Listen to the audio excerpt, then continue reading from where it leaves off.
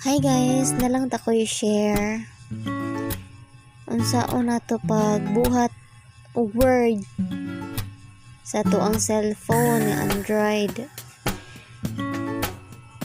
First, mag-install ka og WPS Office sa Play Store. So ako kay naalaman ko yung WPS Office sa akong cellphone kay built-in man ni siya sa cellphone. So let's start saan ni siya pagbuhat kani WPS. Click na to. So magbuhat agatuang nga word dere sa my class. Tata of assign word na new document. Ano siya new document? Ano siya ang word? So darita sa blank, walay sulod. Okay. So yatang i-type. Let's see.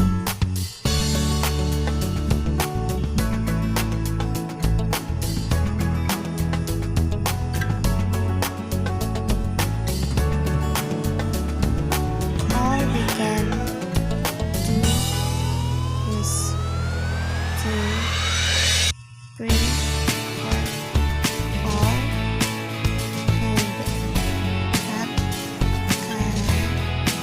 save.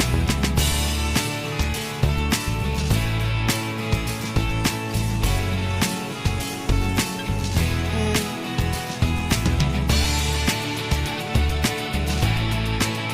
still save.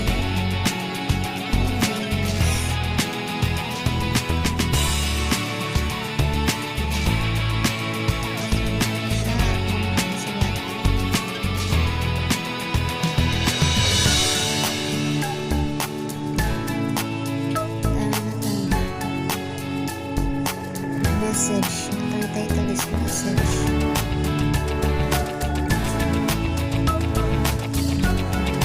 Ilang post na ito. Get that all.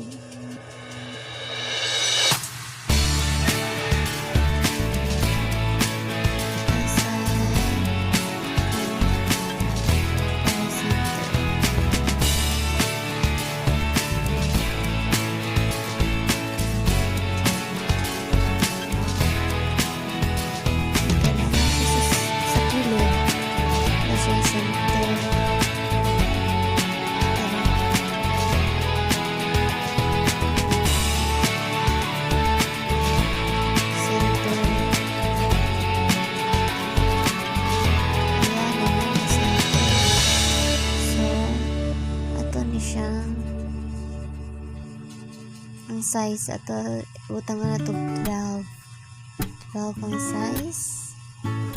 Ano siya ang standard size 12.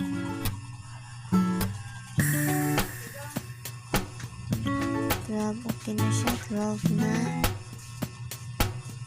Ano siya 12 size 12.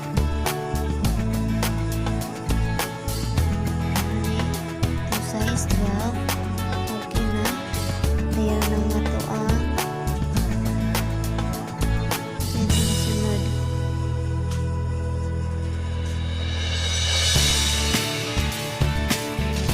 Matuang na siya. Ibon.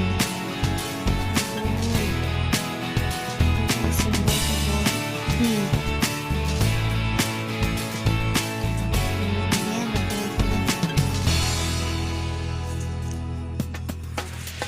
ito siya i-zoom pero klaro.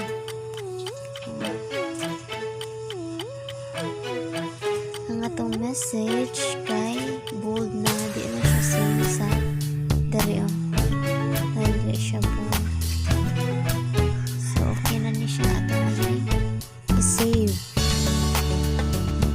Click na to ang done. Here is done.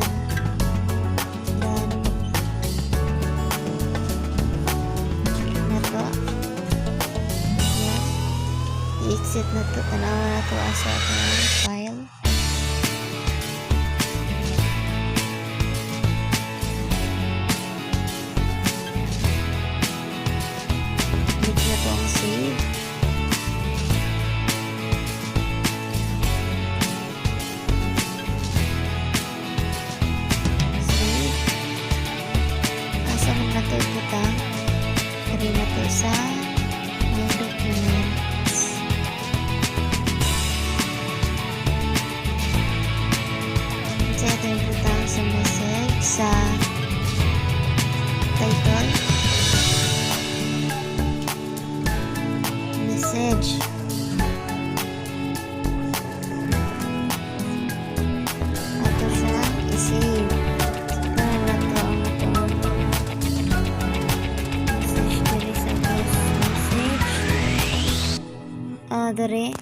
save. Click na to ang save sa ubos. Okay. Nasakta naman na to ang message. Nakita naman tayo. So, click and save.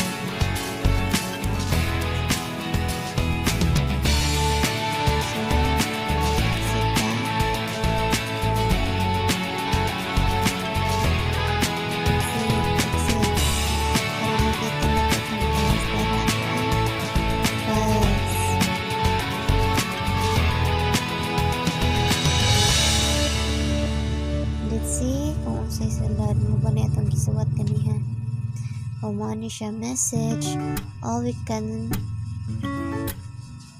naliwat mabitag utang all we can say all we can is to pray for all and stay safe always.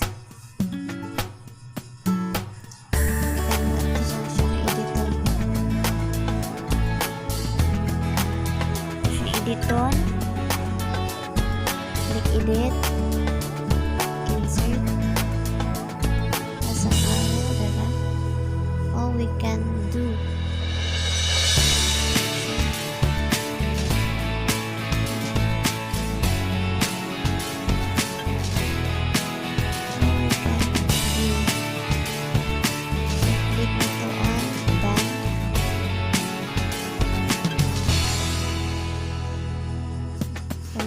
Edit. Okay, done.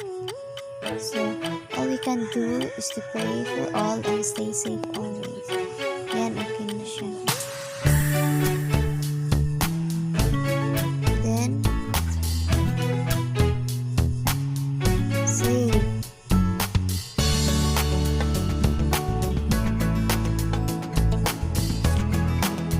Save.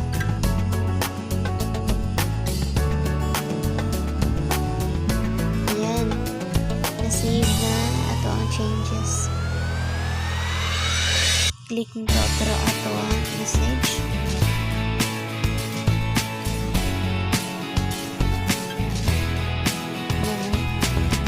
All we can do is to pray for all and stay safe.